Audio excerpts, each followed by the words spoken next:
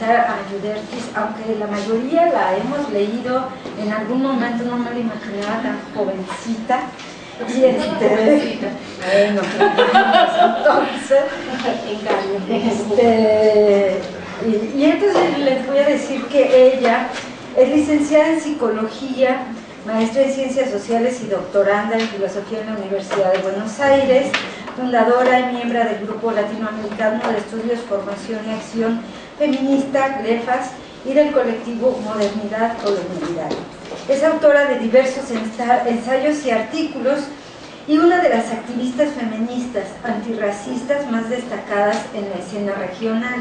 Entre sus trabajos académicos se destacan el libro de su autoría, Escritos de una lesbiana oscura, reflexiones críticas sobre feminismo y política de identidad en América Latina, que publicó en el 2007, y la coordinación de la colección Aproximaciones críticas a las prácticas teórico-políticas del feminismo latinoamericano. Después a mí me dieron un currículum muy largo de ella, que de verdad yo les quería como leer algunas cosas, sobre todo sus trabajos publicados. Tiene varios trabajos, algo sobre política sexual radical, autónoma, algo sobre Bolivia, creo que también ha trabajado, en fin, creo que tiene varias cosas, incluso ojalá que pudiéramos tenerlas para el centro de documentación de nuestro posgrado. Y bueno, de nuevo, muchas gracias, y Laura, que quieras empezar. Bueno, discúlpenme, me atrapó la Ciudad de México. Tenía 2 horas de viaje. El centro me atrapó en un poco lo que nos interesa trabajar, y quiero dar las gracias a la compadre, la subcomandanta del Comando Colibrí. El título de este trabajo en realidad era un poco así, desde la alcantarilla, como dice Pizarnik. Entonces ha tenido que ser reformulado para los afiches, pero era algo así, fue algo que formulamos con la subcomandanta Pérez, y era algo así como que ella proponía, ¿cómo era usted que decías?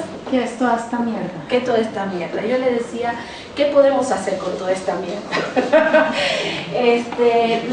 Lo que quería un poco trabajar era, y que fue lo que un poco confabulamos con la Tere, era avanzar un acercamiento crítico a lo que ha sido la política de la sexualidad, y luego lo que a finales de los 90 y principios de este siglo, lo que ha sido la inserción de la política queer y la expansión de la política queer a nivel latinoamericano.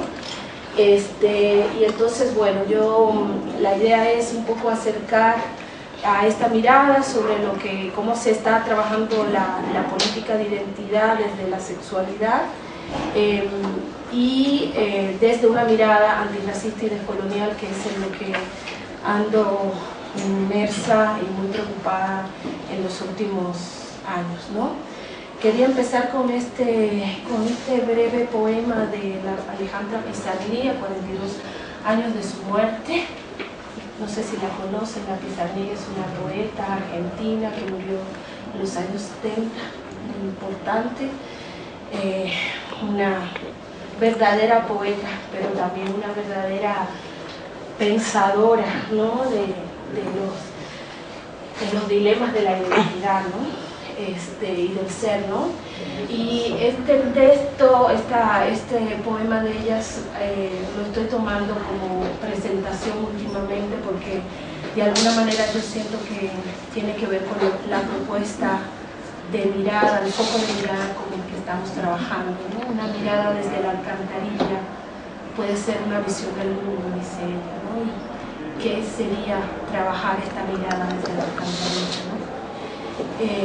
La rebelión consiste en mirar una rosa hasta pulverizarse los ojos, y siempre me gusta últimamente empezar diciendo que la invitación que estamos haciendo es a pulverizarnos los ojos, ¿no? Bueno, yo quería empezar hoy haciendo un homenaje a cuerpos racializados de América Latina, cuerpos que no cuentan en la narrativa de las políticas de identidad universalista y las políticas de género universalistas que se han propagado en los últimos tiempos en su expresión cumbre como lo más subversivo, ¿no? Que sería la teoría queer, con toda una estética a la que también estaría bueno como comenzar a mirar. El otro día en el Facebook yo en un momento estallo y digo, bueno, ¿qué vamos a hacer con tanta blanquitud en la teoría queer, ¿no? ¿Qué vamos a hacer con esta estética queer con la que estamos avanzando sobre la política sexual y la política de género, ¿no? Y que es la que estamos bebiendo y la que seguimos reproduciendo de este continente subalternizado como los continentes del tercer mundo y en específico América Latina. Así que quiero hacer con estas imágenes un breve paneo y que tiene que ver un poco con esto que su comandante Tere llamó una teoría viajera, ¿no? Gente que yo he conocido alrededor del continente y que son hermanas, compañeras, cómplices que están haciendo una política desde abajo para trastocar los sentidos de la sexualidad, los sentidos dicotómicos del género y la sexualidad, ¿no? Aquí está Chuy Tinoco. Chuy es una indígena que nació, me van a permitir un momentito porque aquí tengo mejor para presentarlas de mejor manera las trompas.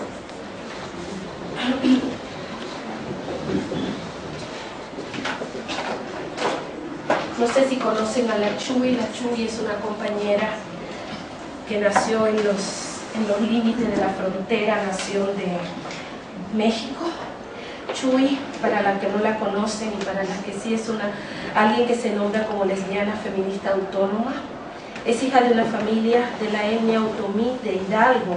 Son productores y comercializadores del dulce de tamarindo con chile, gracias a lo cual Chuy pudo crecer, ir a la escuela y hoy ser la poeta, periodista que escribe desde la alcantarilla, ¿no?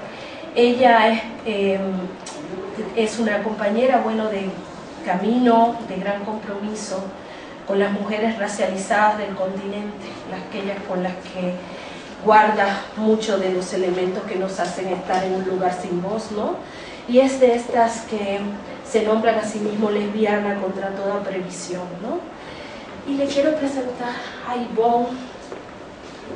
Ivonne es Ivonne Vite, y esa es su perrita Rosita. Una perrita abandonada que ella adoptó hace poco tiempo, junto con su compañera que es Chuy, la compañera anterior que presenté.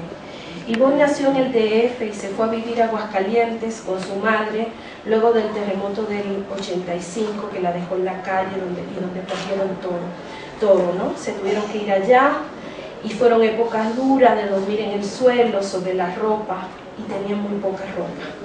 Comenzó a trabajar a la edad de 16 años en el Hospital de la Mujer de Aguascalientes y ahí en el área de mantenimiento se fue destacando en lo que es en los números, en el diseño, y gracias a eso ella es hoy una arquitecta, aunque no tiene título. Es una verdadera autodidacta. Ella le gusta el baloncesto, su equipo de baloncesto ha sido campeón nacional durante muchos años. Ivonne se le llama una lesbiana feminista y es alguien que en sus historias cuenta una historia que pone en riesgo el binarismo, no solo sexual sino de género. Es una de esas personas que andan por el mundo poniendo en riesgo la mirada dicotómica que tenemos sobre los cuerpos, ¿no? Es una de las personas además más hermosas, compañeras, solidaria, noble, trabajadora, creativa que yo haya conocido en mis viajes por América Latina. Y aquí hay una frase que yo saqué de un texto que ella escribió, que es autobiográfico, donde ella cuenta un poco parte de la historia de su vida. Dice: una tarde hermosa, soleada, me encontré en un terreno de senderos largos, hierba crecida, espigas quemadas por el sol y remolinos de tierra que los iban rociando. Entonces unos brazos de un empujón por la espalda intentaron tumbarme. Quería alejarme, pero me cercaban las sombras. Cuando logré encararlos, vi una jauría de 5 alumnos de la escuela, todos compañeros míos, que con insultos y gritos me decían marimacha, machorra, ¿quieres ser hombre, pendeja? Yo te voy a enseñar lo que es ser hombre. Jalaron mis ropas, rompieron los botones de mi camisa queriendo tocarme y desgarrar mi intimidad. Me abalancé sobre el más grande, el más fuerte, era ahora o nunca, su cuerpo o el mío. Entonces acepté un golpe con mis nudillos en su cara, otro en su estómago, una patada en su entrepierna, y lo había vencido. Los otros corrieron llenos de miedo.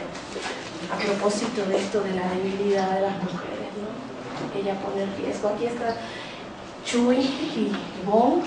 Ellas son parte del grupo de lesbianas feministas El Mal de Aguascalientes y llevan adelante junto con otras compañeras la Escuela Feminista Libre Dolores Jiménez del Muro. Varias de ellas las he conocido recientemente en mi viaje a Aguascalientes, de donde vengo ahora. Ahí está Ale, Chuy, Caro, Cristi y Cori, que son parte de la escuela. Y aquí está la compañera Dorotea Gómez Grijalva. Ella es de origen maya quiché, de Santa Cruz del Quiché, Guatemala. Dorotea es pensadora, escritora y una trabajadora incansable por lograr la justicia social y porque la voz de su pueblo sea escuchada. Dorotea acaba de sacar recientemente un texto donde ella cuenta la historia de su vida en clave de una multiplicidad de opciones de vida, de rebeldías, de resistencias, de paso por diferentes lugares que la colocan en situación de opresión. Y ella se reclama a sí misma como una lesbiana feminista indígena, porque para mí ser lesbiana adquirió un significado especial en mi opción política y espiritual de apostarle a la descolonización patriarcal desde mi cuerpo y mi sexualidad, dice ella. Aquí tenemos a Marilí Gallardo, una hermana con la que crecí en el feminismo en Dominicana. Ella es de origen dominicano, ¿no? Afrodominicano, Gloria Nacional de la Danza Afrodominicana. Lleva a cabo un proyecto de recuperación de tradiciones ancestrales casi desaparecidas y ocultadas por el intento de blanqueamiento a que ha sido sometida nuestra Estado-nación en República Dominicana. Usa el baile, los cultos ancestrales, la memoria de resistencia de los grupos racializados y de las comunidades más pobres en Dominicana para despertar la conciencia, para producir cambios en la vida de la gente, de las comunidades más despojadas, empobrecidas y afectadas por los procesos sostenidos de modernización y desarrollo. Marilí no se llama lesbiana, no se llama bisexual, no se llama hetero. Yo no sé dónde ubicarla, no me importa, no me interesa. Solo sé que es una de las personas más libres sexualmente que conozco. La he visto pelearse a puños con algún macho con el que ha estado viviendo en algún momento, ¿no? Y saber decir, ¿no?, que no más violencia a su cuerpo, ¿no? Yo la llamaría una afrodominicana no eurocentrada ni heterocentrada, tan libre como su pensamiento y su vida, tan comprometida con los cambios de los grupos más olvidados como cualquiera que una pudiera pensar. Amancay Diana Zacayán, hermana de origen indígena del norte argentino, militante trans, lucha en los barrios de los suburbios de la ciudad de Buenos Aires contra la pobreza y la desprotección social de las travestis, trans, personas de origen indígena y pobre que no encajan en el binarismo de género occidental. Amancay es de esas activistas que lucharon duro por conseguir una ley de identidad de género en la Argentina, hasta que lo lograron hace 2 años. Hace no menos de un mes, esta dulce sonrisa que muestra en esta hermosa foto de ella fue desfigurada por el ataque violento que sufrió de manos de un tipo que la abordó a gritos en el espacio público. Cuando acudió a la policía, recibió el mismo trato y también fue golpeada.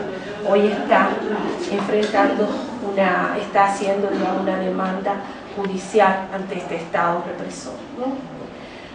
Del mismo país, Argentina, le presento a la Pepa Gaitán. Pepa Gaitán fue asesinada en el 2010 por el padrastro de su novia. luego de ya haber sido aprobada por mayoría la ley del llamado matrimonio igualitario, que se vendió como la ley que iba a permitir la igualdad sexual ante la ley en Argentina. Según dicen los carteles que la recuerdan y piden justicia por la Pepa, Pepa fue asesinada por ser lesbiana. Yo digo que fue asesinada por ser una lesbiana pobre, de un barrio popular, de una pequeña ciudad olvidada, de una provincia argentina. La mataron por su origen, por su sexualidad, por el tipo de corporalidad que desarrolló y el género no binario que adoptó como lesbiana, masculina, pobre, de una ciudad perdida en el centro argentino. Pepa, además de lesbiana, racializada y empobrecida, fue alguien que luchó por mejorar la situación de su comunidad. Estaba entregada a trabajar con los sectores más oprimidos que le rodeaban. Con su madre, su novia, sus hermanas, con sus amigas, trabajaban por la mejoría de su barrio y todavía el barrio llora su muerte. Esta me gusta. Estas compas me las encontré en la celebración de la fiesta de la ñatita en La Paz, Bolivia.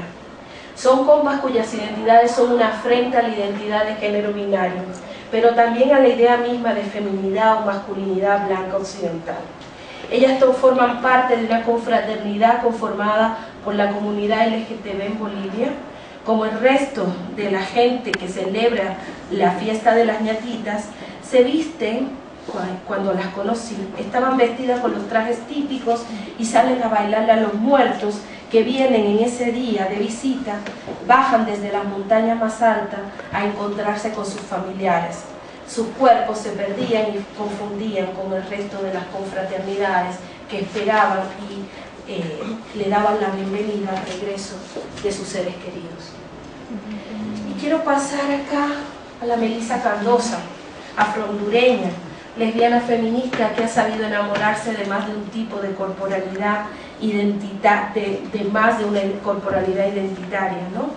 Igual que varias de nosotras, ha sabido también enfrentar los límites que impone también el lesbianismo feminista cuando te dice que solamente puedes enamorarte de mujeres, ¿no? Melissa es una cómplice cercana, comprometida, decidida a terminar con el patriarcado racista y capitalista en toda Centroamérica. Melissa vivió mucho tiempo en México también y aquí fue parte de varias colectivas.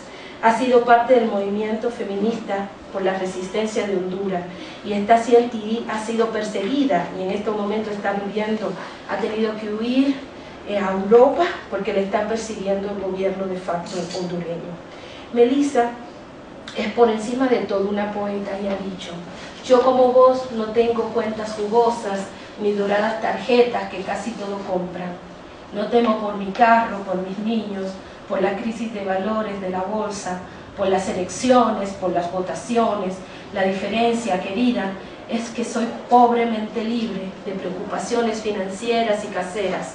No tengo nada más que mi tiempo y mis amores prohibidos, mis necias palabras y algún que otro macho enemigo. Estas son lesbianas y feministas por la despenalización del aborto en Chile, compañeras que también he conocido y con las cuales he podido compartir. Ellas hablan de aborto autónomo en sus carteles. Y esta foto que he bajado de la internet dice: despiadado, errático e incoherente como toda construcción que se inventa día a día desde las diferencias, nuestra estrategia es el amor. En esta noche iluminada que conmemora dolores oscuros, no olvidamos, reivindicamos nuestro derecho a la rabia, la contradicción y la alegría, pero no olvidamos. Son de estas, ellas hablan, por ejemplo, además del aborto autónomo, hablan del lesbianismo como una forma de resistencia a la heterosexualidad y a la imposición de la reproducción. Quiero presentarles a mi hermana Marta Restrepo de Medellín, una loca que adora a las mujeres pero se acuesta con chongo de izquierdas, una borracha, marxista, feminista, antirracista y anticapitalista, chavista y lesbiana política. Así todo eso se nombra a ella.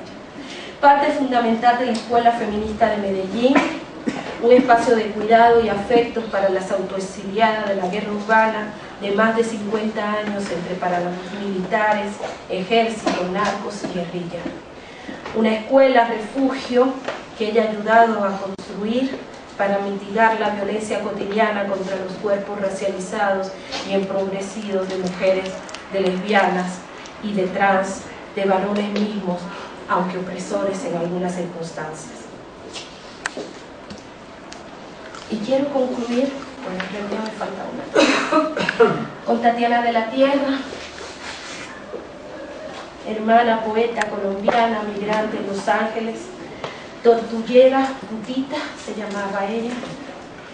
Ella murió hace 1 año y medio más o menos, y ha sido un gran dolor para todas nosotras. Murió de cáncer, pero la verdad que su vida, además de la enfermedad, fue una vida de rebeldía, de alegría. No había alguien que disfrutara la vida más que ella, como lo he podido disfrutar yo cuando he estado a su lado. Y ella habla, he traído aquí una parte del arte de mariposear, que es uno de los textos de una de sus poesías que más me gustan. En el arte de mariposear ella dice: las lesbianas somos un arte, en algún momento somos la que aparentamos ser, estudiantes, anarquistas, amas de casa, poetas, y en otros somos un reinvento que no tiene nada que ver con lo que éramos. Nos hacemos mecánicas, paganas, bibliotecarias, lesbianas. Las transformaciones son cada vez más bellas, somos mujeres mariposeadas. El arte lleva a los espectadores a una dimensión que antes del arte no se conocía. Lo que parecía ser la realidad se deshace.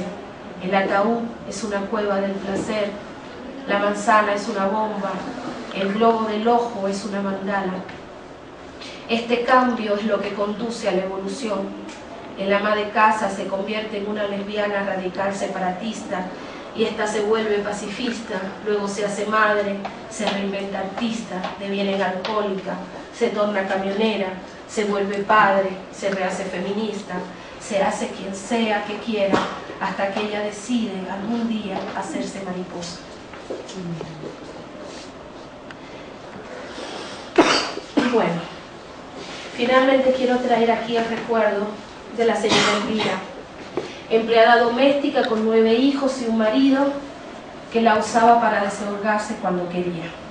Me contó su historia cuando nos hicimos amigas, ya que venía 3 veces a la semana a limpiar la casa donde yo estaba residiendo temporalmente en una de las épocas difíciles que viví en Buenos Aires.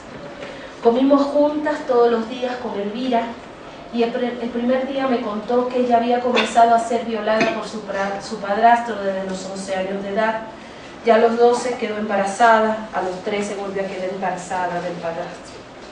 2 hijos tuvo del padrastro. A los 15 ya no aguantó y se escapó. Se escapó del maltrato del padrastro, que no la dejaba salir de la casa porque era su mujer. Pero también se escapó de los golpes de su madre, que le gritaba porque se había metido con su hombre. Escapó con sus 2 hijos y se fue a la ciudad de Buenos Aires, y allí, obviamente, en un barrio popular, encontró un señor mayor con el que tendría 7 hijos más. Otro día, sin que yo lo esperara, me contó algo inusitado, que ella se había enamorado una sola vez en su vida, y que ella recordara fue la única vez que había sabido lo que era tener placer al hacer el sexo. Sin que yo lo pudiera sospechar, Elvira comenzó a relatarme una historia de amor temprano en su vida, de opresión y sufrimiento.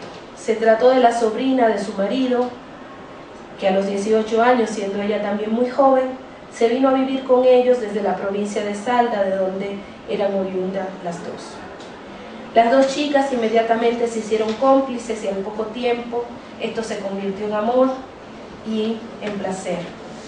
Llegaron a tener sexo, como ya dije, y ella lo recuerda como el único periodo bello de su vida, un periodo que había olvidado hasta que me escuchó hablar de feminismo y de lesbianismo feminista y de sexualidades no hegemónicas y todas esas cosas que yo vivo hablando. Entonces, por arte de magia, ella se recordó y me lo contó.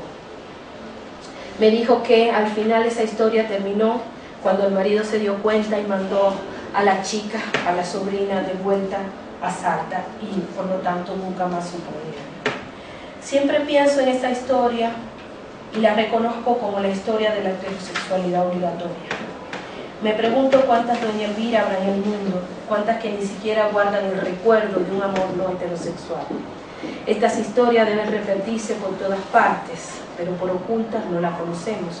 Son las lesbianas anónimas, o quizás las lesbianas caídas del heteropatriarcado, o quizás simplemente podríamos pensarla como el vestigio de ese momento en plena producción normativa, cuando el yo del deseo y la vida heterocentrada no ha sido todavía totalmente instalado.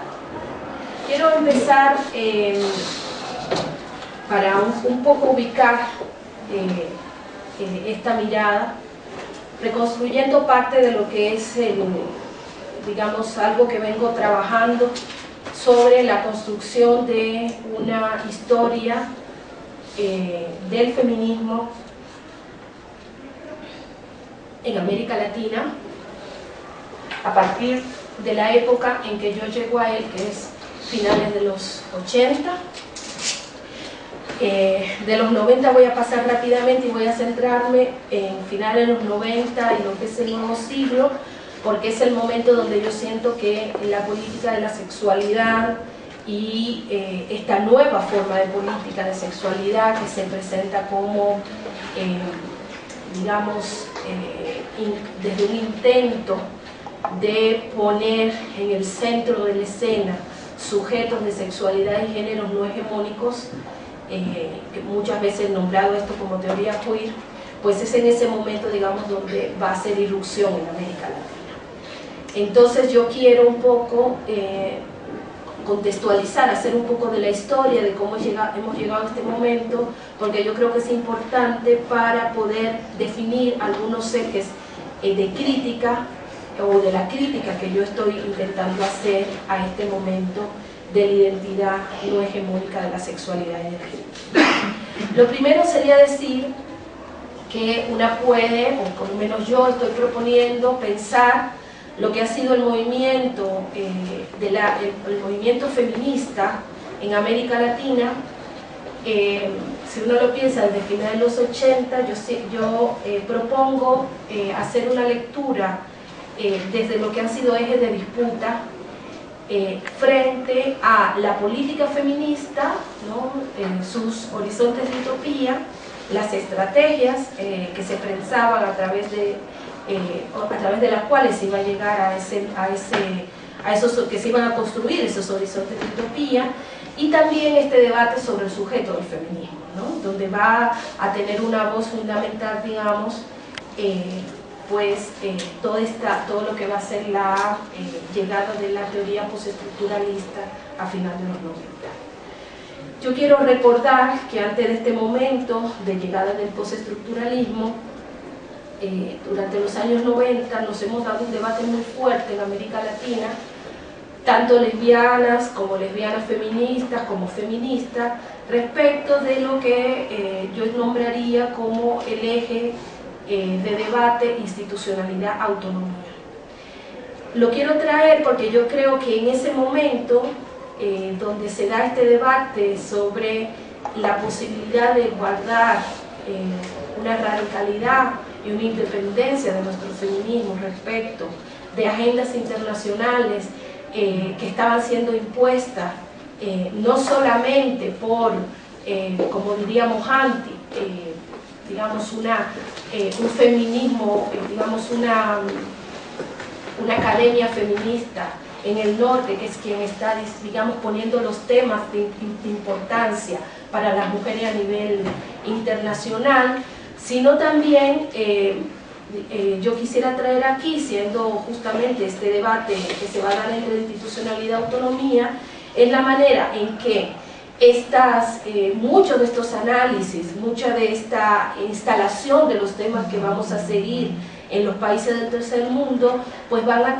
llegar a América, en el caso de América Latina, pero también de estos países del sur, a través de agendas del desarrollo, ¿no? Y a través de las financiadoras que van a comenzar, digamos, digamos, en este momento de amplia reestructuración del Estado que se va a dar en los 90 por un cambio macro de las políticas y de las relaciones norte-sur, ¿no?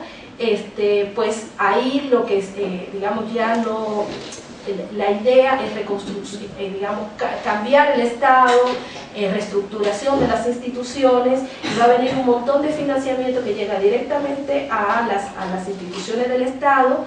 Muchos de ellos vienen con una serie de condiciones, y una de esas condiciones tiene que ver con políticas de lo que se llama género del desarrollo, ¿no? Va a ser políticas que van supuestamente dirigidas a los sectores de mujeres del tercer mundo. Lo interesante, digamos, es como ya que parte de lo que va a decir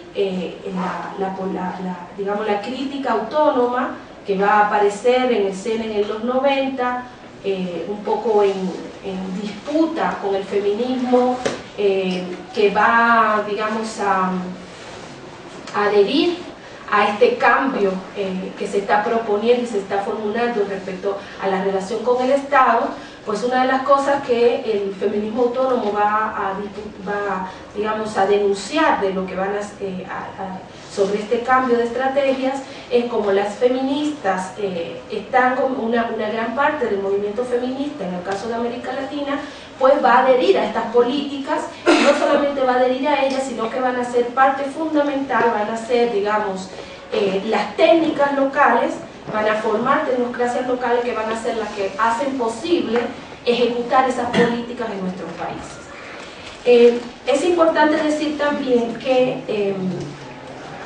en este momento, o sea, de fractura en el movimiento feminista regional, pues muchas de las que se van a nombrar como voces autónomas del feminismo, pues van a ser feministas autónomas que también son lesbianas. Entonces muchas de las que vamos a quedar dentro del feminismo autónomo vamos a ser también lesbianas feministas, que nos vamos a comenzar a llamar lesbianas feministas autónomas. Van a haber muchos debates que se van a dar en ese momento, y obviamente pues ahí hay mucho tela por cortar. No me voy a meter en mucho de eso porque quiero pasar a lo que yo llamaría un segundo eje de debate que va a surgir al final de los 90, pero creo que este momento va a ser crucial para el momento que varias de nosotras que surgimos a principios de los 90 y que vamos a dar ese debate, pues el lugar donde estamos hoy recupera parte de lo que son, digamos, esta formulación de una crítica hacia la política feminista, ¿no? Yo creo que va a ser importante, por ejemplo, lo que van a hacer los encuentros feministas. No va a ser no va a ser nada raro que mientras los encuentros feministas se va a consolidar, digamos, toda esta mirada del feminismo más institucionales, van a lograr apropiarse de los encuentros feministas latinoamericanos. Sin embargo, los encuentros de lesbianas feministas latinoamericanos van a quedar en manos de las feministas lesbianas autónomas. Y tiene que ver justamente porque muchas de las autónomas muchas de las autónomas éramos lesbianas, y ese va a ser como el nicho que vamos a poder ocupar, ya que en el espacio, digamos, de los encuentros feministas latinoamericanos, pues ya hemos perdido cualquier espacio de escucha y digamos, de disputa. Ahí ya no había como ya no tenía más lugar dentro de esos espacios. Bueno, entonces voy a pasar a leer algunas cuestiones sobre lo que yo llamo ese nuevo momento del feminismo latinoamericano. Esperen un segundito.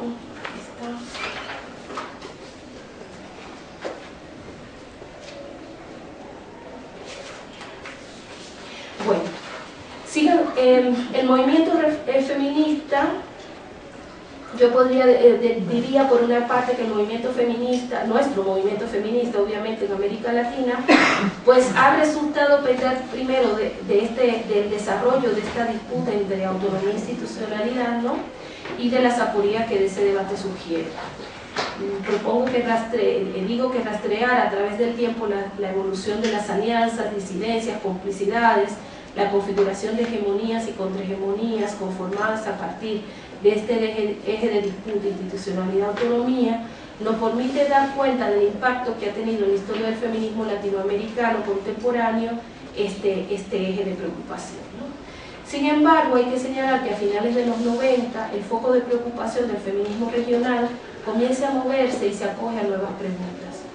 De mano de cambios importantes en la forma de conceptualizar la actuación del poder en el campo de la filosofía, las ciencias sociales y humanas, el feminismo mayoritariamente estaba en condiciones de escuchar lo apenas percibido antes, aunque latente.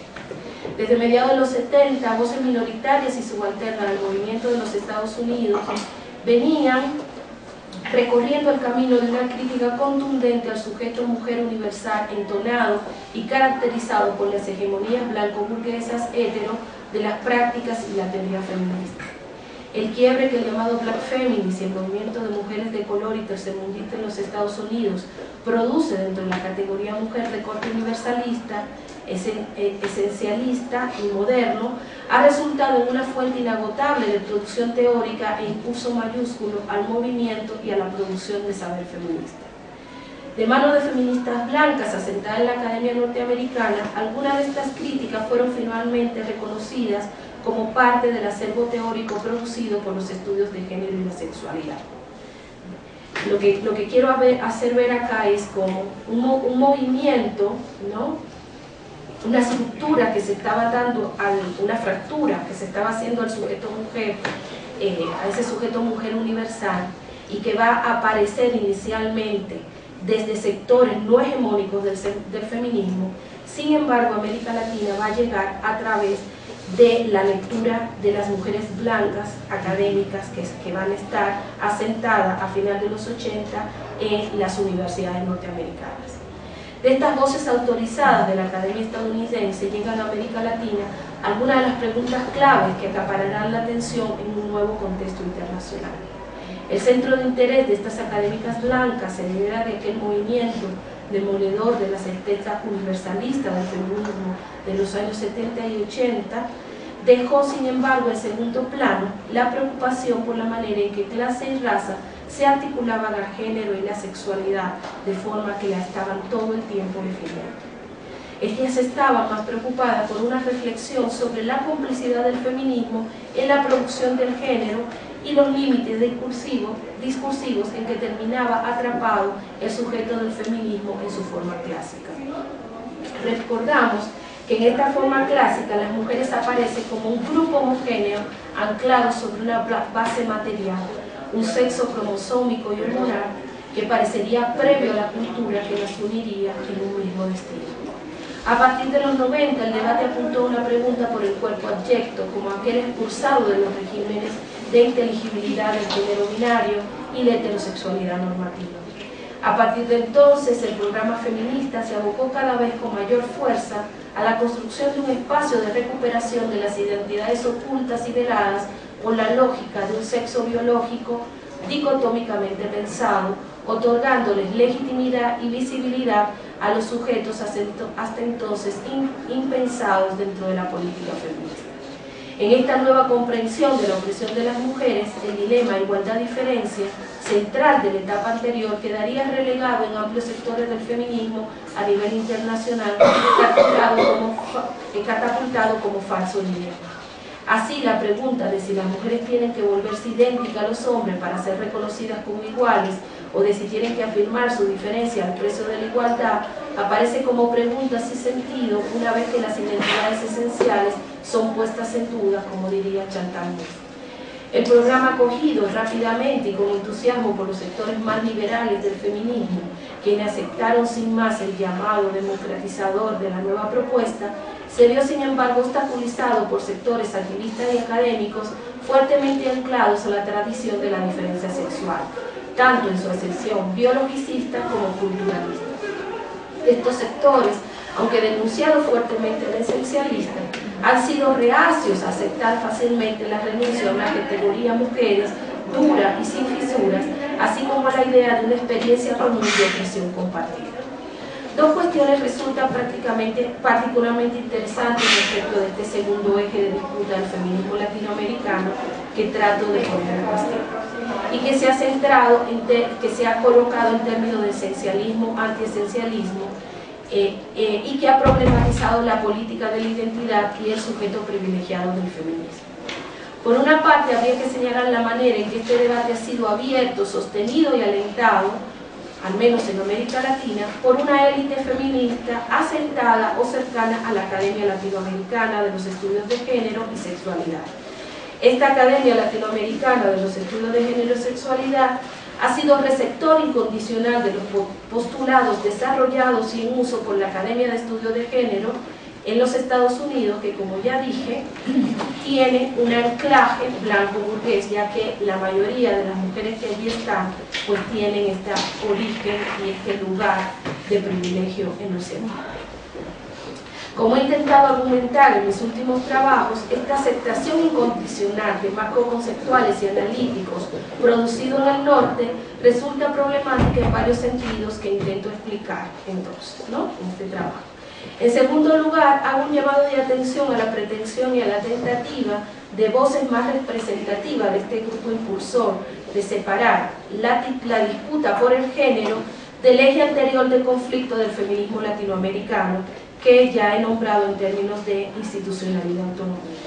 Mucha de la producción de conocimiento de los grupos que a finales de los 90 y principios del nuevo siglo focalizaron su mirada en la denuncia de los marcos normativos de género en que sigue asentado el feminismo, intentó sostener una supuesta ilegitimidad y vacuidad de la disputa, institucionalidad, autonomía, y han alentado sistemáticamente su abandono. Al tiempo que desestima este núcleo de preocupación sobre la cuestión de la autonomía, sobre la idea de un falso antagonismo y la necesidad de superar posicionamientos dicotómicos, el feminismo académico del género y la sexualidad en América Latina promovió y lideró lo que sería la nueva preocupación central del movimiento regional desde finales de los 90.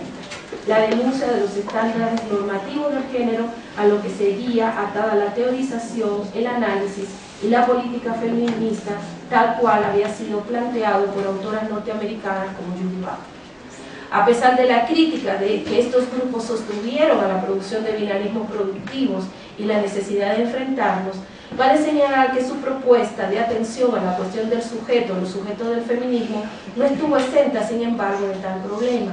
Una vez más, en términos del debate político feminista, se van a desarrollar confrontaciones, alianzas, compromisos políticos, simpatías y rivalidades que van a acontecer y que van a definir la política feminista, con quién se hace alianza en este nuevo siglo XXI. ¿No? La diferencia no fue, como se pretendía, en términos de la capacidad de abandonar miradas sesgadas y dicotómicas, sino en el contenido de la querella. En esta nueva etapa, la fractura se produce entre quienes, acogiéndose a un programa antiesencialista y deconstructivo, dicen estar dispuestas a renunciar al sujeto privilegiado mujer del feminismo y trabajan actualmente por ampliar las categorías de género binario de forma que en ellas quepan cuerpos tradicionalmente excluidos de las mismas. Específicamente hablemos del sujeto trans, que va a ocupar como la sede, ¿no?, de la disputa. Del otro lado, fueron acorraladas e impugnadas quienes, preocupadas por lo que consideraban las experiencias particulares de opresión de las mujeres, parecerían permanecer atadas a esta diferencia sexual como organizadora fundamental de los cuerpos, las experiencias y las formas de la política feminista. Los posicionamientos se cristalizaron en el debate respecto de la ampliación o no del sujeto mujer, de forma que diera cabida a los cuerpos que se van a ser nombrados como cuerpos adyectos del sistema de sexo, género, deseo. En particular, este nuevo sujeto trans que aparece en la escena de la política de este tiempo con una fuerza única e insoslayable, sostenida por proyectos feministas de diversa índole que dicen hablar en su nombre. En este último movimiento, hace apenas una década y sin resolución aún, se percibe ya algunos síntomas de agotamiento. En los últimos años comienza a aparecer tímidamente a nivel local un corrimiento en la forma en que la pregunta por la cuestión de la identidad y el sujeto del feminismo ha sido formulada, al menos más contemporáneamente.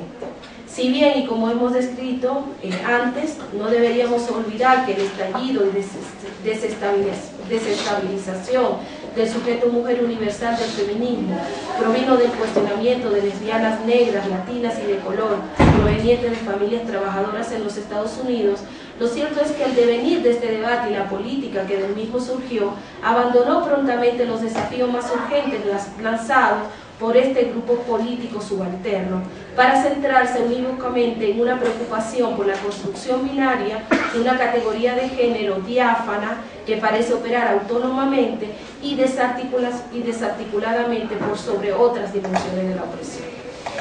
¿Acaso ello ha tenido que ver, me pregunto yo, digo yo, por un lado, con los caminos a través de los cuales esta preocupación va a ser acogida por los centros y espacios de producción hegemónica de discurso feminista, tanto en el norte como en el sur?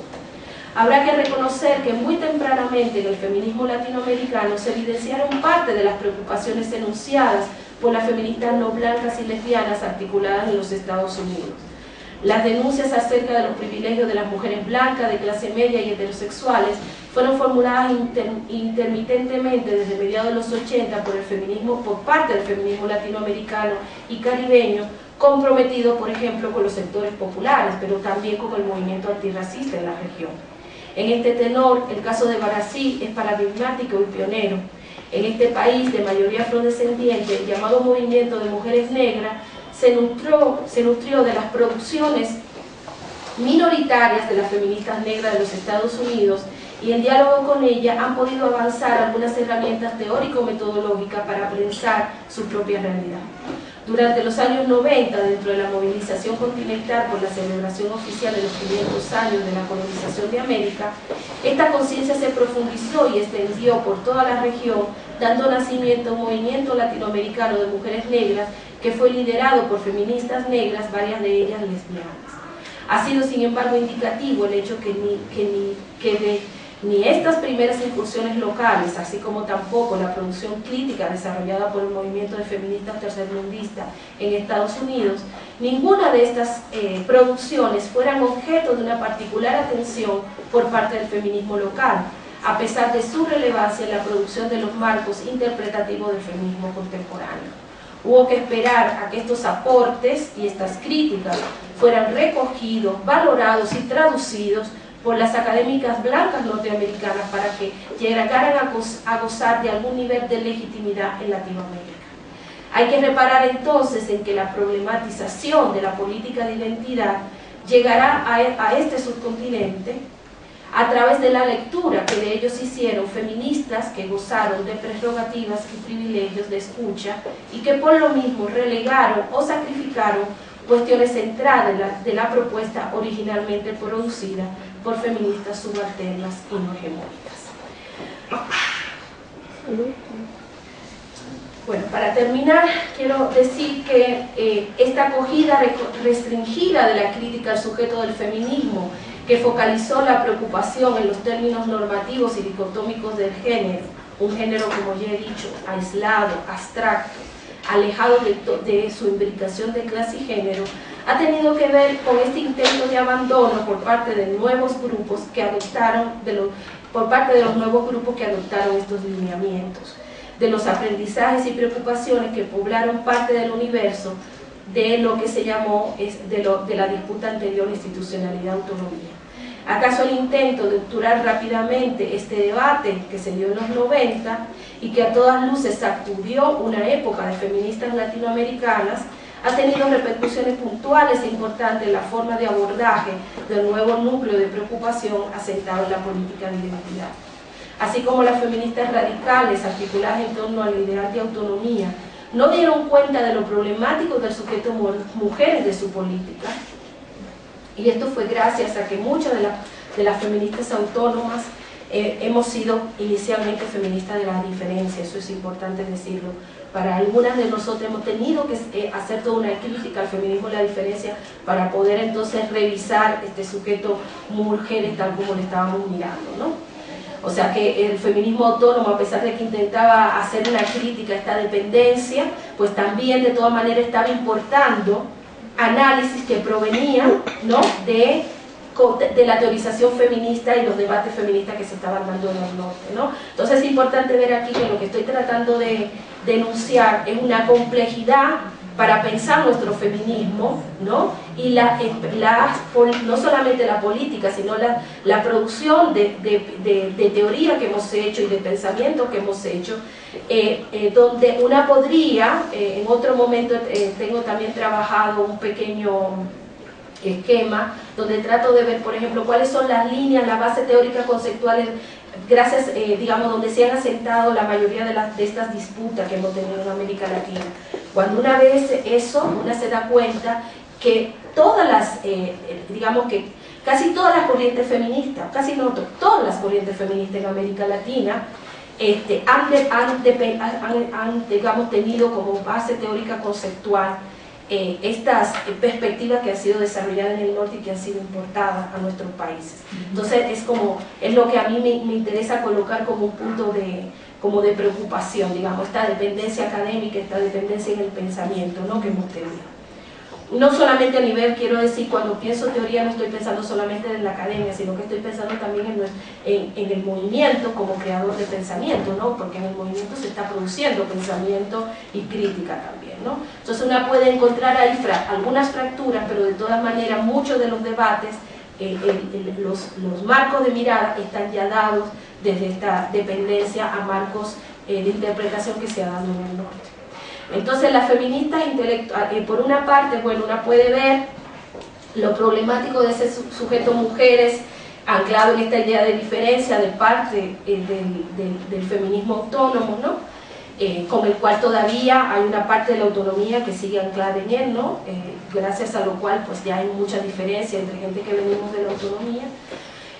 Las feministas intelectuales y activistas que han llevado adelante la idea de ampliación constructiva del género, por otra parte, no supieron leer también la manera en que la crítica al proceso de institucionalización del feminismo y la denuncia de la dependencia a una agenda de discurso producida en espacios supranacionales que tienden a políticas neocoloniales para los países del sur global, estaba conectada profundamente con posturas más o menos conscientes, más o menos críticas del contexto geopolítico colonial o descolonial y neocolonial en que se inscriben las prácticas de los movimientos sociales en la región.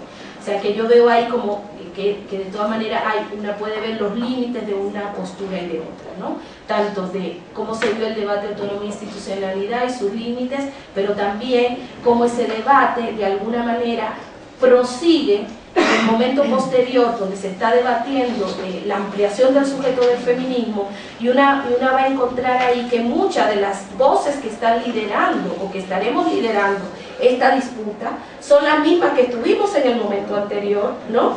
Y que de alguna manera lo que está debajo, además de estas diferencias de miradas sobre el sujeto del feminismo o la política feminista, pues también estaba mucho de continuar este debate de autonomía e institucionalidad, ¿no? Entonces, por ejemplo, una puede ver que mucho del debate sobre el sujeto del feminismo y el esencialismo que se va a dar al final de los 90 y principio de este siglo, donde las autónomas vamos a ser, digamos, acusadas de esencialismo, las autónomas acusan a las institucionales, a las que antes se han llamado institucionales, pero que una en ese momento comienza a llamarla pro-trans, ¿no? Pues ahí una puede encontrar, digamos, que las dos estamos dando un debate sobre sujetos que no están pudiendo también enunciar en muchos casos su propia voz, y en este caso, por ejemplo, las propias compañeras y compañeros trans, pues prácticamente ese diálogo directo con compañeras y compañeros trans pues ha sido anulado porque el debate se está dando dentro de las feministas que nos estamos disputando ahí ciertos elementos. Bueno, voy a terminar aquí porque lo que quiero entonces es como empezar con un diálogo con ustedes, proponiendo, digamos, hay una cosa para terminar que quería decir. Este análisis, esta reflexión que estoy tratando de realizar sobre lo complejo de la política feminista y el pensamiento feminista latinoamericano,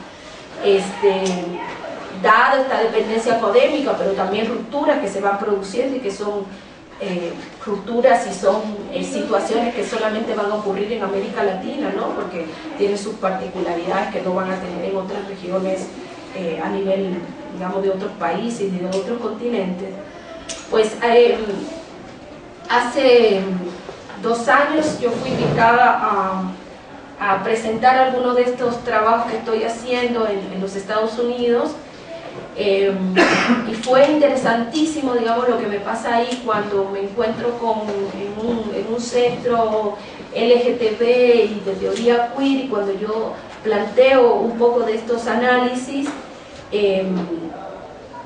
pues una de las cuestiones que no pueden entender, digamos, o sea, como que a pesar de que era un centro latino, de estudios latinos, que hacían estudios latinos y de la sexualidad, pues no terminaban, digamos, no podían terminar de comprender la manera en que la teoría queer ha llegado a América Latina, ¿no? Entonces se da todo un debate en ese momento que hace que yo contacte grupos de gente racializada que se van a nombrar como parte de, digamos, de los herederos del feminismo de color en los Estados Unidos, y he podido asistir a lo que fue el espacio que se llama en Nueva York, que se llama Audre Lorde, no me acuerdo si es colectiva Audre Lorde o Instituto Audre Lorde, ¿no?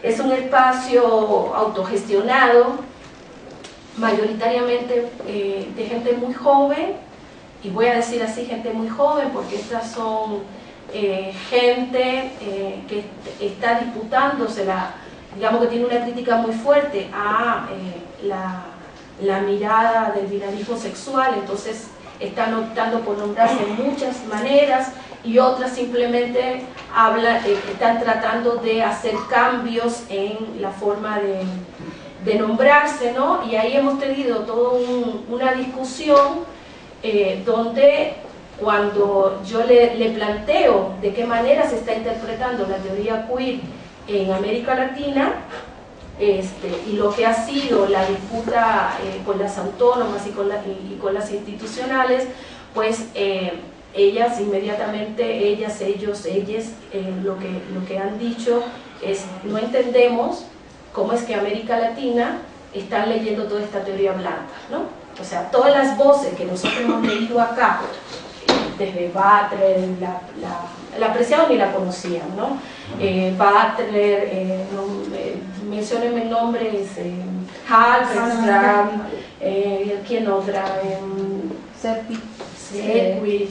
Bueno, cuando ven los marcos teóricos conceptuales que han llegado aquí para pensar la teoría y el pensamiento queer, pues resulta que esta gente allá en sectores racializados y en sectores marginales no lo reconocen como gente que efectivamente representa el rompimiento que en un determinado momento han hecho sectores subalternos en los Estados Unidos y que han nombrado en ese momento como movimiento queer, ¿no?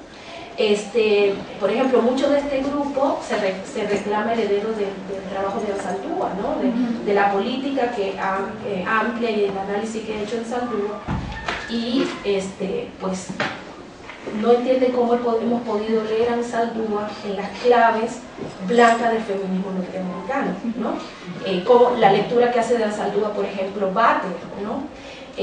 Cuando una relee los trabajos de Anzaldúa, una ve que cuando Anzaldúa habla de una política queer, ese lugar fronterizo que ella está hablando, y con eso quiero terminar, hay 2 cuestiones importantes que se han perdido en este manejo, digamos, hegemónico de la categoría queer o de la teoría queer, que tendrían que ver, por un lado, con que cuando esta idea de lo queer está surgiendo de sectores subalternos, que son, cuando hablo de sectores subalternos estoy pensando en gente latina en los Estados Unidos, ¿no? Que son trabajadores, trabajadoras que están en la construcción, que están en la venta de ropa, de chucherías, que trabajan como peones o que trabajan en las tiendas, o sea, gente que están, digamos, en los servicios, por ejemplo, ¿no? Gente que está en la calle, por ejemplo, ¿no? Que son gente sin casa en Nueva York, por ejemplo, ¿no?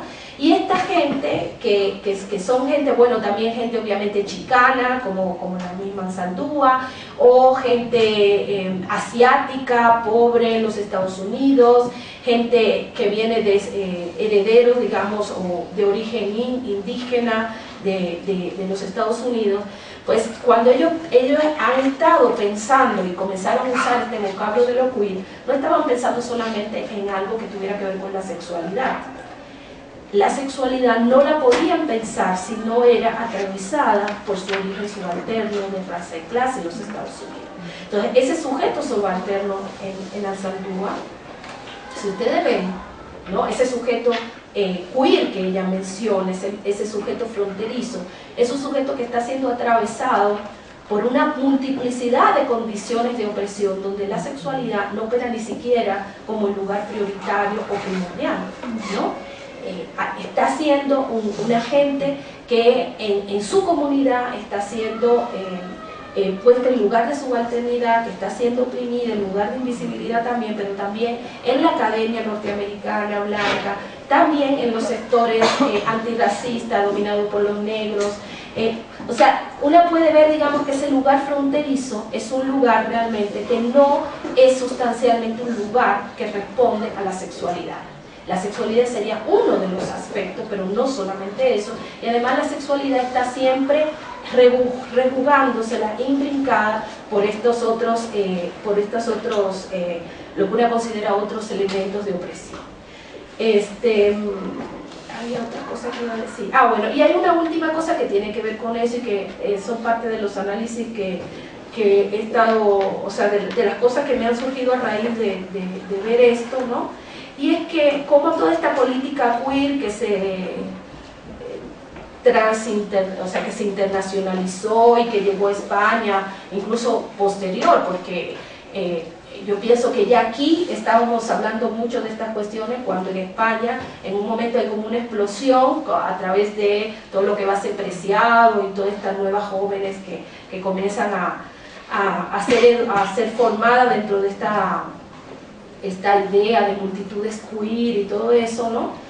Pues también ahí hay un elemento que a mí me parece interesante como para pensar en términos de cómo sectores subalternos han estado pensando un sujeto fronterizo, un sujeto, digamos, un sujeto no normativo, ¿no? Y la manera en que esta política queer internacional, cómo se ha vendido y cómo se ha expandido a niveles universales, ¿no? Y tiene que ver con que si ustedes leen algunos de los poemas y los trabajos de Anzaldúa, cuando Anzaldúa está trabajando y propone este sujeto fronterizo, ese sujeto fronterizo no es solamente un sujeto de la, ¿cómo podría decir? No es un sujeto fronterizo solamente de la alegría, no es solamente el sujeto fronterizo de la reivindicación de un lugar no normativo que te colocaría como en un lugar particular de reivindicación, pero también, ¿cómo podría decir? Ahora no me viene la palabra, pero es como esta cuestión de celebración, ¿no? Hay una cuestión ahí como de la celebración fácil que uno puede encontrar, por ejemplo, en textos de Preciado, cuando Preciado habla de esto de las multitudes queer, ¿no?, que se expanden por el mundo, etcétera, etcétera, y que son sujetos que efectivamente parecerían que no están atravesados por el dolor de pertenecer a determinados espacios de opresión, ¿no? Parecería como que ser no normativo sería un lugar de llegada, de celebración, donde de alguna manera desaparece que ese lugar también es un lugar producido justamente por sistemas de opresión y de normalización, ¿no? Que, digamos, ese sujeto queer también pues es un producto, uno podría decir, del patriarcado capitalista, racista, etcétera, etcétera, ¿no? Entonces, cuando Gloria, una vez el tratamiento que ella hace, Gloria Anzaldúa, de esta nueva subjetividad fronteriza de la que ella habla, que tampoco de nueva yo creo que no tienen nada, pues es un sujeto que también está todo el tiempo, y me recuerdo siempre ese poema que ella habla de ponerse el dedo en la llaga, ¿no? Es un sujeto que sufre también, o sea, que es un sujeto que está también que sufre, que se reivindica, que puede, hay resistencia ahí también, es un sujeto agente, no es un sujeto de la agencia, pero también es un sujeto atravesado por cada una de esas, digamos, de esos lugares de adscripción normativa y de producción de opresión, ¿no? En la cual aparecería como fronterizo, pero entonces está siendo atravesado siempre por todos ellos, ¿no? Entonces no es solamente el sujeto reivindicativo, de la alegría, sino que también es un sujeto, digamos,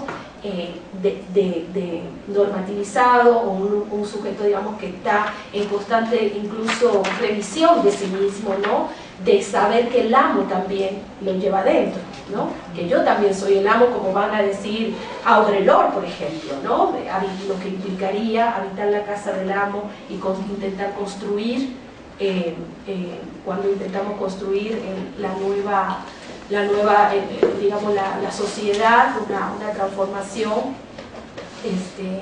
con esas herramientas del amo, ¿no?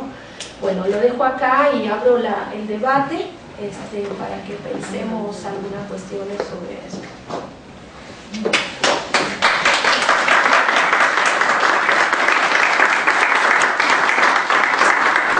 Muy bien, muchas gracias, Yuriarkis. Pues ella también pone el dedo en la llaga, diría yo, y seguramente ustedes tienen como bastantes cuestionamientos. Creo que en este momento este debate entre algunos grupos feministas y la teoría queer, bueno, pues lo estamos viendo hasta en las marchas. No solo es un debate académico, es un debate también político, creo muy fuerte. La misma Teresa de Lauretis, que ha estado aquí con nosotras en algún momento, dijo: yo no hubiera pensado que esto que aporté, que es la categoría queer, tuviera tanto impacto, ¿no? Entonces, y sí tiene un impacto político, tiene un impacto académico, y creo que, bueno, es parte de la herencia de la posmodernidad para mí. Pero bueno, estarían, seguramente ustedes tienen muchísimas preguntas. En la parte política es un debate que va hasta los golpes, creo, ¿no? Bueno, no sé si alguien quiere comentarios, preguntas. Yo sí quisiera hacer una puntualización y un foco rojo. Porque el binarismo, el sistema binario en el que vivimos y del que difícilmente podemos salirnos, finalmente pensamos a través de esta cultura, con este cuerpo, con este sexo, etc. Dar un paso atrás y observar la realidad más fácil. Y a veces caemos en los binarismos desde el otro lado también. Lo digo por lo siguiente, porque primero fue el feminismo blanco universalista, diferencia, igualdad. ¿En qué medida este planteamiento a mí me genera un foco rojo? Cuidado con caer en los binarismos. Otra vez, pero desde el otro lado. Lo autóctono versus lo blanco. Y lo digo por lo siguiente, porque a mí me recuerda esto también las discusiones que, por ejemplo, con el marxismo se tuvieron en los 70s, los 80s, en donde se hacía una discusión sobre la verdadera lectura de Marx, y que como si solo hubiera existido una. Yo entiendo la reivindicación y estoy totalmente de acuerdo en que lo que se ha producido en América Latina hay que conocerlo, hay que difundirlo. Uno de los ejemplos es Mara Riveros, que acaba de llegar, que estuvo con nosotras hace poco, haciendo una genealogía muy interesante del concepto de interseccionalidad de género, en donde rescata de todo, ¿no? Que pudiéramos hacer eso, ¿no? Y no estas oposiciones de lo bueno, lo malo, lo blanco, lo negro, el hombre, la mujer, etcétera, ¿no? Yo pensaba, por ejemplo, y sí quiero compartirles a todas, la reflexión a la que hemos llegado en un grupo de investigación que tenemos sobre el embarazo, el parto y el puerperio, desde distintos grupos sociales y culturales en México, en donde uno de los ejes centrales, sí, o sea, absolutamente una inmersión en la heterosexualidad total, como un sistema normativo, y para reconocer la heterosexualidad en su diversidad. En este sentido, una de las investigadoras trabaja con indígenas amusgas mixtecas, otras entre esposas de obreros, otras entre mujeres de la Ciudad de México, de sectores populares, en fin, pero totalmente heterosexuales, o sea, ninguna de ellas en este grupo inicial que trabajamos estaba trabajando fuera de la problemática de la heterosexualidad, y lo que encontramos es una diversidad enorme, una diversidad en condiciones, y nuestro eje central fue justamente la desnaturalización del proceso reproductivo. Esto un poco de lo que estás hablando, y una discusión que se ha hecho por todos lados, aquí en Estados Unidos, en América Latina, etcétera, ¿no? Y lo que hemos encontrado es exactamente esto, una gran heterogeneidad dentro de este sistema normativo de mujeres inmersas en esta heterosexualidad, que viven y sufren la heterosexualidad normativa, y en ese sentido ha sido algo muy interesante, muy importante, como descubrir también y reivindicar que estos grupos, que estas mujeres heterosexuales también sufren, viven el sistema normativo heterosexual de una manera brutal, sean de un grupo étnico o sean mestizas o urbanas, etcétera, ¿no? Y justamente nuestro interés ha sido ver cómo en cada grupo las contradicciones, las negociaciones, la distancia que hacen en relación con la normatividad.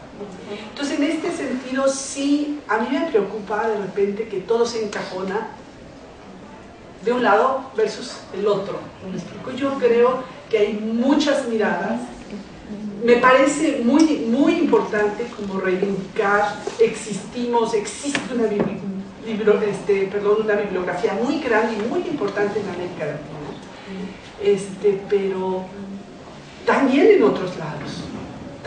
otros lados, yo creo que la lectura que una puede hacer de Butler o de Mara Viveros o de cualquiera de estas mujeres, María Luisa Femenías, bueno, creo que cada lectura es desde un lugar, y a veces una misma lee un mismo texto y lo ves de distinta manera cada vez que lo revisas y lo lees de frente a la realidad.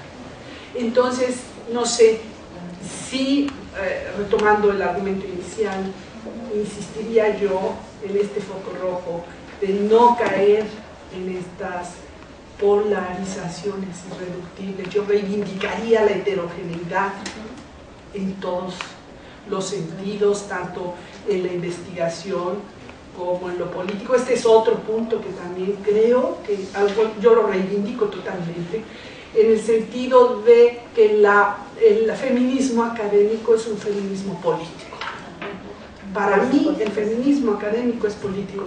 No hay la academia versus es un campo en el que actuamos y hemos venido trabajando por años y luchando, etc.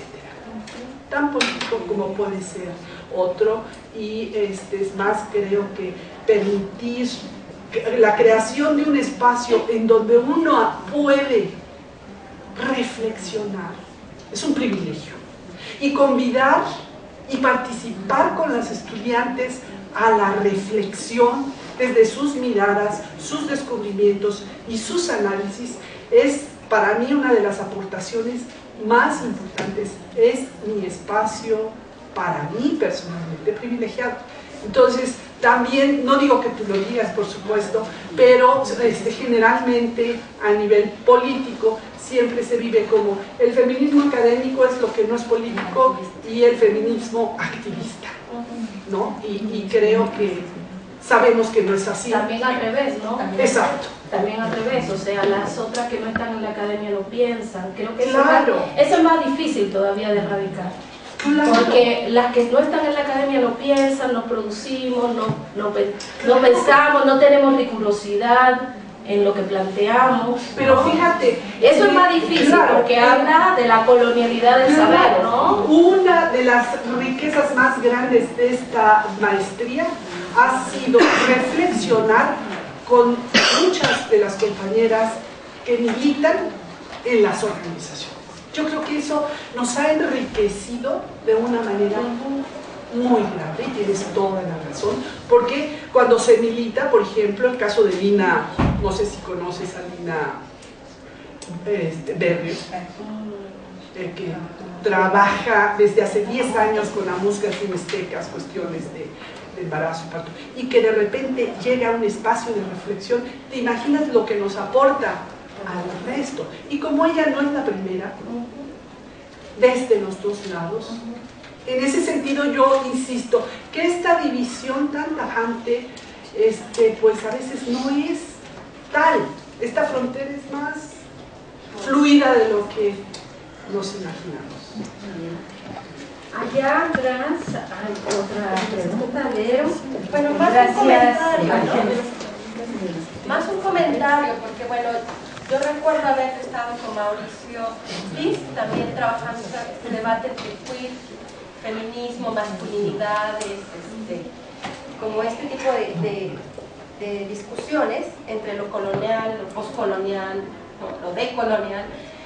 Y entonces una de las cosas, ¿no?, que a nosotros nos gustaba también un poco de rescatar estas lecturas era que los mismos, pues los fundadores mismos de lo queer, ¿no?, se reconocen como esta frontera que yo coincido con Ángeles, es mucho más, tal vez no movible porque no es fija, sino que más bien se está como cruzando todo el tiempo, ¿no? Porque, por ejemplo, Fano cuando reconoce que él mismo es producto de una educación occidental, pero desde su occidentalismo es totalmente distinto, cuando tú mismo reproduces cuestiones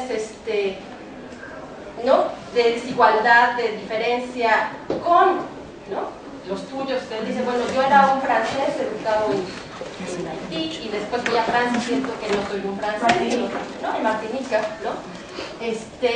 Como que esos lugares yo creo que se están así, ¿no?, intersectando todo el tiempo, y en eso coincido con Ángeles, porque incluso si pensamos en un pensamiento latinoamericano feminista, yo creo que ahí también entramos en nuestras complicaciones, ¿no? Porque como tú bien lo marcas, o sea, algunas podrás identificarlas, incluso yo, ¿no?, me tentaría decir, bueno, podríamos decir que algunas son así como de cúpula, hegemónicas, y entonces ¿dónde quedan aquellas que de repente no se les oye la voz? Y yo te digo, bueno, yo que vengo y que soy una mezcla indígena, occidental, criada, migrante, pues, ¿cómo te colocas? O sea, a final de cuentas, yo sí creo que hay más plasticidad en eso de lo que es decir, esto es blanco y por el color hay que nombrarlo de tal cosa, ¿no? Yo creo que en el mismo pensamiento occidental hay posiciones que como clase, raza, etnia, bueno, han sido, ¿no?, valiosas para el análisis latinoamericano, y también el análisis latinoamericano puede tener posiciones muy, no sé cómo decirte, de repente es muy fisicado, ¿no?, esta cuestión como de meter clase versus tú no, porque tú no conoces a la clase, no sé, obrera, indígena, como si ellos no estuvieran mezclados, o como si esto no estuviera siendo transformado todo el tiempo y a veces reivindicado alguna cuestión que se nos había quedado atrás, ¿no? Con las mujeres indígenas zapatistas, yo creo que muchas de ellas no se reconocían como indígenas, ¿no? Sino por su propia etnia, ¿sí? Te lo digo desde las zapotecas como zapotecas, o sea, ¿cómo entro y cuándo no entro? Entonces yo creo que es eso, ¿no? O sea, sí hablamos, por ejemplo, de estar en esa ruptura, pero también creo que hay coyunturas y hay coincidencias, más allá. Muy bien, aquí hay 1 y 2 y si quieren damos paso a comentarios y respuestas. Bueno, igual un comentario que ahorita me hizo reflexionar con esta cuestión como de la blanquitud, ¿no? De esta cuestión como de binarismo, y creo que sí hay que tener como mucho cuidado en esta producción binaria que a veces podemos, que sale, ¿no? Pero también creo que, o por lo menos tal vez esa es como la apuesta, que es una cuestión como muy estratégica, ¿no? Supongo que hay veces que tienes que partir desde cierto lugar, enunciar ciertas cosas, ¿no? Como para visibilizar, ¿no? Incluso en algunos textos, ¿no? Lo hemos leído, ¿no? Hay veces que partir de cierto esencialismo te permite visibilizar ciertas cosas, sabiendo que vas a invisibilizar otras, ¿no? Obviamente no se puede visibilizar todo. Pero es muy a mí lo que me queda con esta cuestión como de lo fronterizo, lo queer, son como las posibilidades de enunciarte de cierta manera, ¿no? Lo veíamos también en un texto de Braidotti, ¿no? La cuestión de agenciamiento tiene que ver con eso, ¿no? La posibilidad de enunciarte, ¿no? Que no, a veces sí tienes que crear como tu antagonista, ¿no? Y no pensar lo blanco en términos solamente del color de piel, sino como todos estos procesos neoliberales, ¿no? que te empiezan a constituir como sujeto y en ese sentido construir la diferencia, no en términos de diferencia e igualdad, sino diferencia como estos pequeños desplazamientos que podemos ir construyendo, ¿no? Es a partir de eso, ¿no? Pequeños desplazamientos de enunciaciones que podemos ir haciendo como feministas, lesbianas, como feminista hetero, como feminista, ¿no? O sea, como creo que es eso, ¿no? Es una cuestión pensarlo en términos estratégicos, pensarlo en términos de enunciación, ¿no? Y siempre reflexionando, ¿no? Tal vez esa es como la posibilidad entre lo que permite hacer un puente entre la militancia y la academia, ¿no? Esa reflexión de cuándo sí puedo y para qué y cómo, desde una postura ética y política, esencializar para visibilizar algo y cuando no creo. Pues yo siento que hay una parte de la discusión que no estamos entendiendo bien, ¿no? Yo no veo que sea una reproducción de un binarismo entre lo negro contra lo blanco. Creo que más bien es una pregunta profunda hacia nuestros diversos tipos de feminismos, en donde nos tenemos que interrogar quién, para qué, dónde y cuándo, y qué tipo de herramientas vamos a usar. Yo he defendido mucho la idea, que también me parece como, es una respuesta a un hábito de pensamiento, no es que dejemos de leer a Judith Butler, pero ¿cómo es posible que a Judith, por ejemplo, en un taller de feminismo decolonial latinoamericano, la primera objeción que le ponen es que no rescata a Simone de Beauvoir? Claro que Simone de Beauvoir ha sido muy importante para muchas de nosotras llegamos por ahí, pero a mí me parece que es hora de pensar desde donde tenemos los pies. No significa olvidar, y como lo hemos dicho mucho con Judith, significa hacer un doble trabajo como usualmente nos toca a las feministas, doble, triple trabajo, leerlas a ellas, leernos a nosotras, construir desde nosotras. Ahora, a mí me parece que la idea de la heterogeneidad y la diversidad, etcétera, etcétera, hay que pensarlo mejor, porque esa idea nos llega en el 90 con el postestructuralismo, al mismo tiempo que llega la agenda LGBT, que no es una reivindicación de lo que era el movimiento homosexual latinoamericano, es una imposición.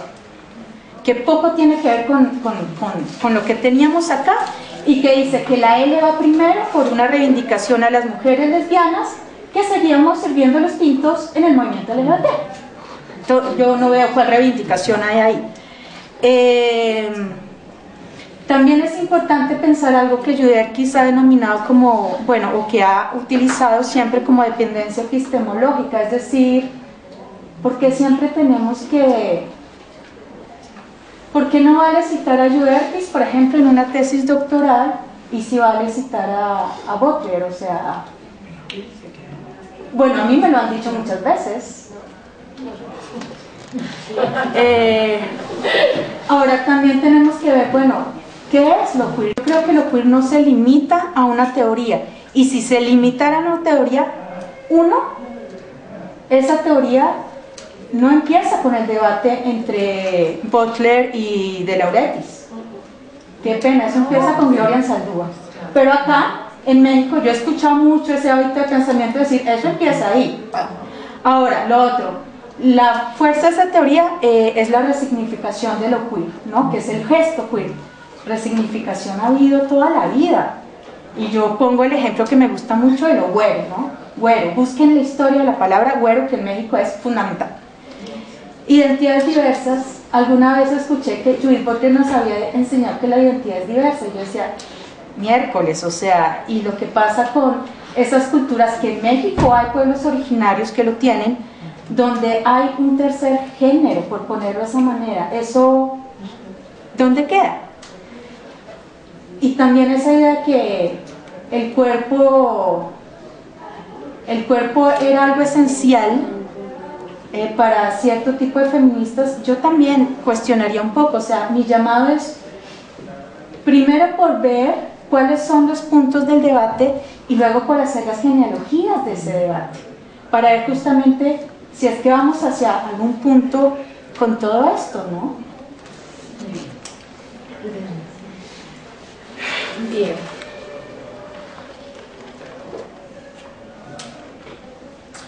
Bueno, voy a decir lo que siempre tengo que decir últimamente. A mí me parece interesante que el primer gesto que ocurre cuando una habla de esto es restarle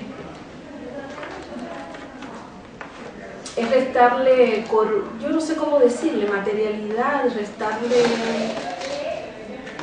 una especie como de verdad que ocurre, o algo que se está poniendo en blanco y negro en el papel, y no que ocurre en la vida. Yo fui a un evento, acabo de venir de un evento en Brasil que se llama Fazendo Gênero, 5.000 personas de todo Brasil, y habríamos 100 personas de América Latina, 5.000 personas de estudios de género de Brasil.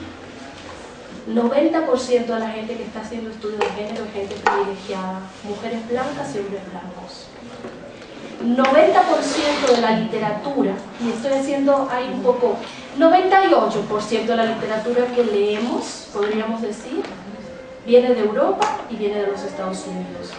Viene de gente, y no de Europa y los Estados Unidos pensada de manera homogénea, viene de centros que tienen lugar de enunciación, ¿no?, en espacios específicos, de cuerpos que tienen la legitimidad de producir saber en el norte. Porque cuando comenzamos a leer a Anzaldúa, cuando comenzamos a leer a Audre Lorde, y estoy citando compañeras del norte, estoy citando compañeras de los Estados Unidos, cuando comenzamos a leer a, no sé, a Anzaldúa, a Audre Lorde, a Chandra Mohanty, a Cherry Moraga, a la colectiva del Río Combahí, se hace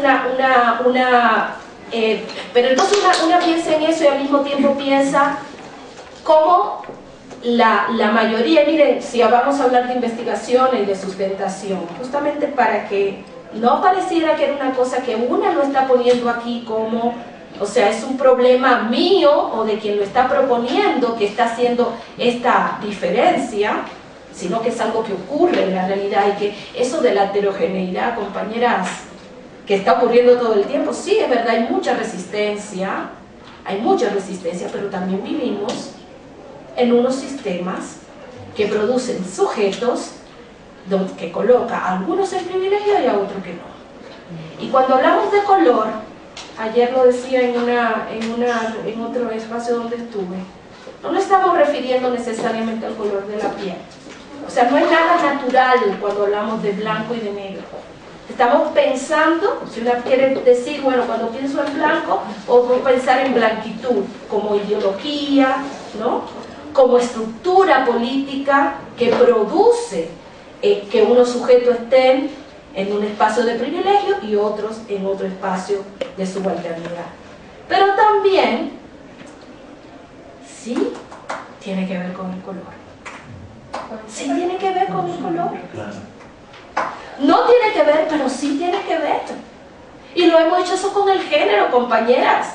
Cuando hacemos una crítica, ¿no?, a la dicotomía de género, sin embargo, hemos tenido que enunciar eso para poder visibilizar que había un grupo de sujetos que por cómo estábamos definiéndolo corporalmente, cómo lo estábamos mirando, estaban en un lugar de privilegio con relación a otro grupo que tenía algo que nosotras identificamos con lo que llamamos mujeres, ¿no?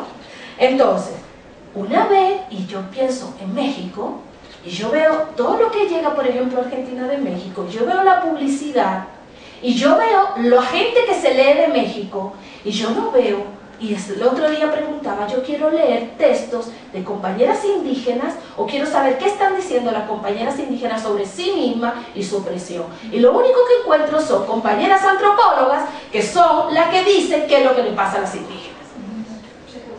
Entonces, cuando comenzamos en el GLEFAS a hacer estos cursos sobre racismo y cómo se articula con género, sexualidad y clase, nosotras comenzamos con un problema muy serio, porque nos encontrábamos, por ejemplo, que, digamos, quizás por experiencias históricas distintas que han tenido que ver con integración, pues encontramos más textos, por ejemplo, de compañeras afrodescendientes que habían logrado entrar a la universidad, producto de los procesos de mestizaje, de apropiación de ciertas estrategias de sobrevivencia y de subir en la escala, digamos, no ser tan pobre, mi propia familia es una familia así, yo crecí con un barrio marginal en Santo Domingo, pero yo al final puedo llegar a la universidad. La mayoría de las amiguitas con las que yo jugaba descalza en el barrio, esas todas están ahí. Yo fui una excepción, porque mi papá pensaba en la educación, como se vendió en nuestro estado de nación, la educación era la manera en la que tú ibas a poder lograr bienestar, ¿no? Esa era la democracia racial, nos vendió que ese era el único camino para lograr cierta igualdad en términos económicos. Entonces, pues mi familia apostó a la educación, y yo llegué a la educación, y por eso tengo cierto lugar de poder venir y hablar con ustedes. Pero la mayoría de mis hermanas y compañeras siguen en el mismo barrio y siguen pasándola muy mal en una sociedad absolutamente racializada y dentro de un sistema de clase, obviamente, que se combina. Entonces, cuando pensamos en color, suena muy duro, porque yo sé que cuando uno viene a espacios académicos, la mayoría de la gente que está en espacio académico, pues son gente que en su mayoría vienen de familias de origen blanco, occidentales, que reconocemos muchas veces, incluso tenemos toda una genealogía de decir mi papá, mi abuelo, mi tío era italiano o era español, no sabemos nada de nuestros orígenes indígenas en una sociedad tan mestizada como, digamos, como la son en América Latina. Pero lo cierto entonces es que efectivamente el blanqueamiento tanto de la cabeza como de la piel ha sido una estrategia de ascendencia social para lograr privilegio, para lograr acumulación de prestigio, para lograr estar en una posición de poder o también tener, digamos, salir de la pobreza, ¿no? Eso es parte de lo que vamos a tener que analizar, ¿no? Pero vamos a tener que analizar muy seriamente por qué nos convertimos en defensores de la producción en situación de privilegio que nos llega del norte. ¿Cuándo vamos a comenzar a decir, oye, o sea, cuando la compañera me dice, bueno, no es que ahora vamos a desechar a las autoras que están produciendo, yo no dije eso. A mí me provoca, yo pondría como ahí como una cosa, bueno, ¿y por qué el miedo? ¿Por qué cuando yo digo que estamos leyendo fundamentalmente gente del norte y gente del norte blanca, burguesa, la cuestión es, ojo, no vamos a convertir eso en una cosa que no lo vamos a hacer? Yo no he dicho eso. Yo he citado acá, para yo llegar a construir mi marco teórico conceptual, igual que todos ustedes, me la tuve que leer a todas. Porque efectivamente, como dice Teresa, pero sin embargo ya no lo leen, a nosotras ni les interesa, no les interesa para nada. Y además leemos la gente en Europa y en Estados Unidos que está en posición de privilegio. Y eso es importante decirlo, porque no es verdad, porque ya lo sabemos, se lo hemos dicho a los varones. El lugar desde donde se construye ciencia y desde donde se construye conocimiento y desde donde se construye saber, no es un lugar neutral. No es un lugar neutral. Entonces no es cualquier cosa que nuestras matrices de análisis de la realidad estén determinadas por lo que han construido gente que lo que quiere es revisar su propia situación de opresión y que luego eso se universaliza. Entonces, ese es un problema serio que vamos a tener que ver en América Latina. Y además nos va a servir a todas, compañeros. O sea, no veo cuál podría ser, por qué la resistencia a decir sí. O sea, nada más hay que tomar un programa de cualquier materia en América Latina. Vean los programas de estudios. Nosotros lo hicimos en 4 países en América del Sur. Argentina, Chile, Uruguay y Brasil. Tomamos 5 años. Los programas de estudio, las investigaciones que se estaban realizando, y ahí agarramos, ¿cómo se dice? Estudios de caso, porque no teníamos financiamiento, por eso no hay financiamiento, y comenzamos, dijimos, nosotros queremos ver qué es lo que está pasando. O sea, los marcos teóricos que estamos manejando, la cita obligada, la cita que dice que tú realmente, tu paper vale, es la cita de las compañeras que se consideran que están haciendo la gran teoría feminista. Luego están las otras que sí, alguna vez se la puede citar por ahí, pero yo no me imagino una tesis donde solamente aparezcan, por ejemplo, que han dicho las feministas latinoamericanas sobre tal cosa. No me lo imagino, porque hay que citar a Butler. ¿Quién se evita de citar a Butler en un texto? ¿Quién se evita citar a Butler en un texto? Y no es contra Butler. No. Yo no estoy diciendo que es contra Butler. Miren, sin todavía, cuando aquí, todavía no sé, cuando en América Latina no se había traducido a Butler en libros, no se había traducido a Butler en libros, yo me la estaba leyendo todavía sin hacer mi maestría, me la estaba leyendo en dominicana, porque ya le estaban traduciendo, había traducciones caseras sobre su trabajo. Nadie se ocupó nunca de, por ejemplo, traducir, todavía a esa altura nadie había traducido a Sandúa, nadie había traducido a Audre-Lorde, nadie había traducido, y eso que, o sea, estoy mencionando la del norte, para que vean que no solamente del norte, pero lo que hablan nos acerca más, porque son gente que están en un mundo, digamos, colonial, moderno, racializado, que creo que nos colocan, nos ponen más de cerca a los marcos teóricos conceptuales que ellos están manejando. Y eso es lo que intento un poco trabajar aquí. Yo no estoy intentando que en la misma mirada que estoy armando, que sea mucho más complejo de simplemente quedarme, porque es blanca, o porque... Eso cuenta, pero también cuentan otras cosas. O sea, ni siquiera que también son prioritarias, ¿no? A eso es lo que me refiero. Si quieren, no sé si hay tiempo para dar alguna otra pregunta. Hay 2 preguntas más. Allá atrás que estaba levantando la mano desde hace rato, y si quieres cerramos aquí. ¿Alguien más quiere preguntar aparte de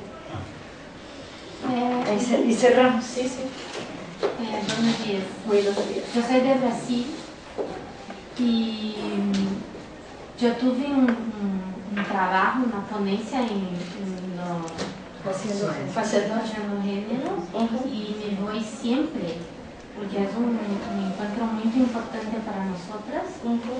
en que la universidad se cierra porque nosotros tomamos cuenta de la universidad, pero que ella hace una cosa que en Brasil los estudios de género que los escriben son las mujeres blancas. Y bueno, gostaria de decir que en Brasil la universidad es blanca en toda la parte. Ahora tenemos solamente una reitora negra que es en la Universidad de la Bahía, que es negra. En mi departamento en Brasil, todo, el Centro de Humanidad, só tiene yo, negro, solamente. Nenhum doutor, no hay. Entonces, comparto que hablaste de ella, que es una cuestión política, hablar de género y feminismo, desde la academia, desde todo el lugar. Porque en Brasil miramos eso mucho fuerte. Y también yo concuerdo contigo cuando hablas que nosotros tenemos que citar el pensamiento del norte. Porque yo estoy haciendo una tesis que yo hablo casi 100% de las latinoamericanas. Por eso estoy aquí, porque trabajo con el IBATRA, con Marcelo Lagarte y toda la gente. Y siempre me pregunto, en toda la parte, ¿por qué? ¿Por qué trabajo con las latinos? ¿Por qué no trabajo con otras las cosas? Porque yo también leí toda la gente. Pero que pienso que hacemos una cosa mucho particular, con muchas fases y muchos colores, que es donde estamos, que es otra cosa. No es mejor, no es peor, no es mal ni bueno, más, pero es diferente. Muchas gracias. Hola, sí, nos vimos con Marx en la base. Y te quiero, no sé si es pregunta, más bien quisiera exponer un poco mi punto de vista sobre por qué me he acercado contigo en este momento de mi vida, ¿no? Para mí, yo durante mucho tiempo, siempre me he definido como homosexual, ¿no? Y recientemente pues, se ha acuñado el término gay, pero el término gay siempre me resultó muy incómodo, ¿no? Porque yo en práctica lo utilizaba en las instituciones y digamos, para evitar estos procesos de discriminación, que habría que revisar por qué el término gay en muchos espacios, sobre todo de clase media, ¿no? En México, es bien recibido, ¿no?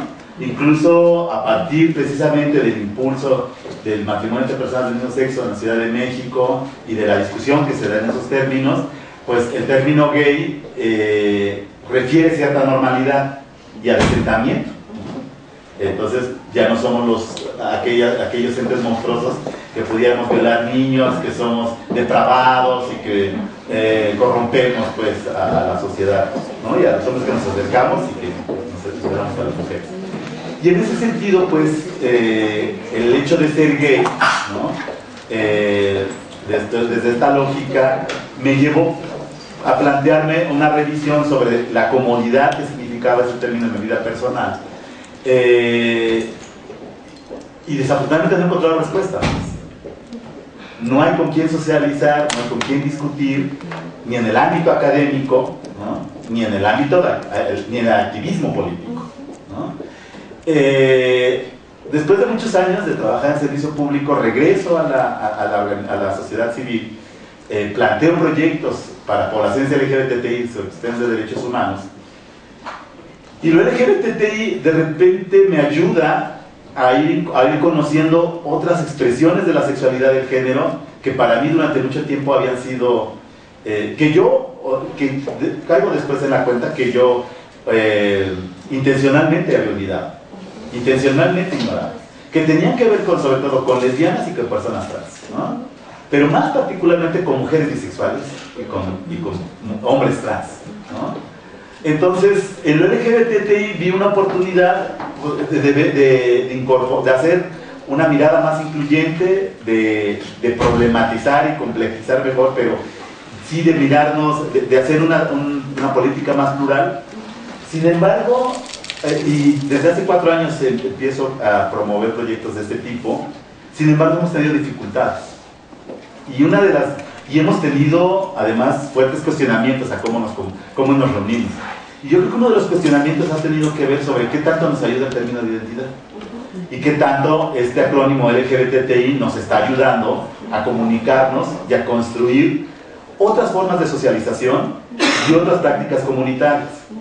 Porque pareciera ser que estas cuestiones identitarias lo que hacen más bien es siempre confrontarnos. Ya no dicotomizarnos, sino confrontarnos en lo plural, ¿no? Y empezar a efectivamente, ante un panorama de escasez de recursos y crisis, a pelear por lo poco que hay, ¿no? Y nos metemos a ese proceso de competencia, ya muy bien insertados en esta lógica. Creo que a veces pienso que más en México que en otros países de América Latina, ya muy bien insertados en una lógica de mercado, en una concepción liberal del ejercicio incluso de los derechos humanos desde una visión muy individualista, ¿no? Y de los derechos sexuales. Y en ese sentido de los derechos sexuales, efectivamente. Y eso ha sido complicado porque ahora reestructurar o transformar todo eso, ¿no?, nos cuesta mucho trabajo. No tenemos de dónde abrevar en términos teóricos. No hay una discusión todavía desde las organizaciones civiles, un vínculo fuerte entre las organizaciones civiles y la academia, ¿no? Cuesta mucho trabajo hacerlo. Efectivamente, sí hay una crítica. Yo estudié la maestría en la UAM Iztapalapa y nos obligan a citar autores clásicos, ¿no? Nos obligan a tener el idioma inglés y el segundo idioma francés para conocer la versión en original de los autores, que son cita obligada en nuestras tesis, en nuestras investigaciones, ¿no? Y nos obligan a estar en un proceso de puntaje por la obtención de becas, por la obtención de recursos, y en la UAM por la obtención de estímulos, recompensas y entrar al SNI y cosas de ese tipo, ¿no? Igual en las organizaciones civiles. Si buscamos nosotros financiamiento, se nos impone. Si no nos imponen la agenda, lo que sí nos imponen son los mecanismos de evaluación y las metodologías. Los temas también. Por ejemplo, la construcción de indicadores. Es algo que tenemos que aprender, y también en la construcción del marco lógico, ¿no? Es ahí donde nos perdemos y es ahí donde buscamos de repente, buscamos transformar esto. Creo que a mí en lo personal, me ayuda mucho la lectura de tus textos, porque le encuentro sentido a explorar otros ámbitos de mi experiencia dentro de este proceso de mi expresión de la sexualidad y de género, y a veces pudiendo ya quitarme con mayor soltura estos trajes de la identidad que son más bien como una especie de armadura, ¿no? Y poderme mover más directo. Gracias. Bueno, no sé si quieres comentar algo. Sí, solamente decir que quizás contrario a lo que bueno, de alguna manera sentí que pues provoca como que lo que se intenta es como, bueno, generar estas dicotomías. Lo que yo intento es justamente explorar e intentar pensar de qué manera pues siempre estamos en una compleja matriz de opresión, que es la forma en que hemos aprendido a construir conocimiento en las universidades, que yo también lo he hecho, ¿no? O sea, no es una cuestión de a ustedes acá ni nada, sino que es o sea, cuando yo puedo hacer esta crítica, porque he pasado por ahí, ¿no? Y todavía me cuesta muchísimo, la manera en que hemos aprendido, y que creo que tiene que ver con los cánones académicos internacionales, pero también de cómo ha sido producido el mismo lugar de construcción de conocimiento científico desde el siglo XVIII en adelante, o sea, qué es lo que se piensa que es construir conocimiento, ¿no? Entonces, ahí hay un afán de categorizar que siempre fue afín, digamos, a la producción de opresión, por una parte, pero también de colocar que hay quienes sepan trabajar desde ese lugar, pues son quienes tienen la capacidad de producción de conocimiento.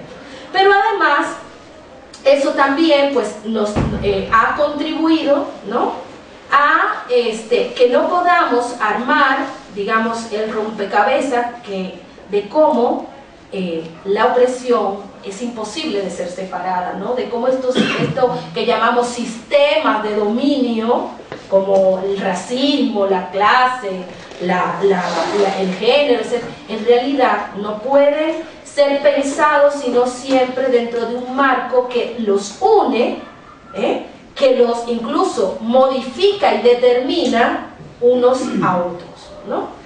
Entonces, una de las cuestiones que a mí me interesa en estos momentos es ver cómo esto que en algunos espacios se ha llamado la interseccionalidad, pero que nosotras vemos, digamos que aún la interseccionalidad también está teniendo un problema porque sigue pensando en categorías separadas, ¿no? Y ahí me acerco más a la postura que maneja Lugones de codeterminación, ¿no?, o de co-constitución de la opresión.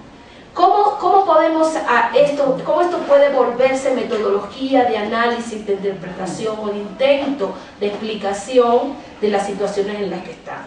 Y cómo eso también va a implicar, pues también saber y ubicarnos, como decía la compañera, pues quienes estamos en determinados lugares de producción de conocimiento y quienes están en la academia, están haciendo política también, ¿no? Y si estamos haciendo política, significa entonces que o estamos transformando el mundo o estamos apoyando a que se reproduzca lo mismo que hace que se mantengan los sistemas de poder y de opresión. Entonces la pregunta para nosotras, y no siempre para el otro, sino para nosotras como académicas políticas o pensadoras políticas o activistas políticas, pensadoras o lo que quieran, ¿cómo y de qué manera, digamos, con mi acción, con mi pensar, con mi producción de ideas sobre el mundo, estoy apoyando a que se mantengan estas cuestiones o efectivamente estoy intentando contribuir a desarmar lo que me mantiene, incluso a costa de desarmar mi propio privilegio, ¿no?